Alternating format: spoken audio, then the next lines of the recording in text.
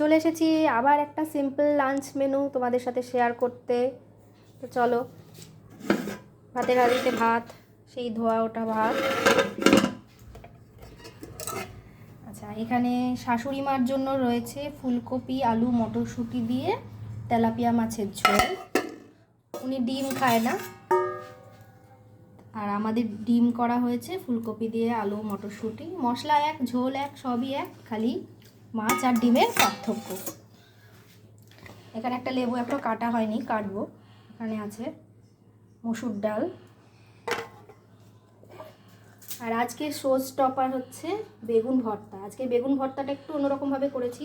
As usual আমরা তো বেগুন পুড়িয়ে করি, কিন্তু আজকে বেগুনটাকে ভেজেছি, পেঁয়াজ রসুন সব ভেজে একসাথে ধনেপাতা কাঁচা লঙ্কা দিয়ে মেখেছি। এটার কিন্তু টেস্টটা অন্য বেগুন পোড়ার থেকে আরও ভালো হলো, আমার যা মনে হলো। তোমরা একটু ট্রাই করে দেখো বাড়িতে।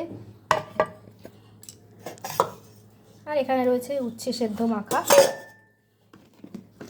আর এখানে আছে সাবুর পাঁপড়। এটা আমাকে যদিও করতে হয়নি, এটা আমার ছেলে আমাকে করে হেল্প করেছে। তাহলে কিন্তু অবশ্যই জানিও আজকের মেনুটা কেমন হয়েছে। চলো, টাটা, বাই বাই।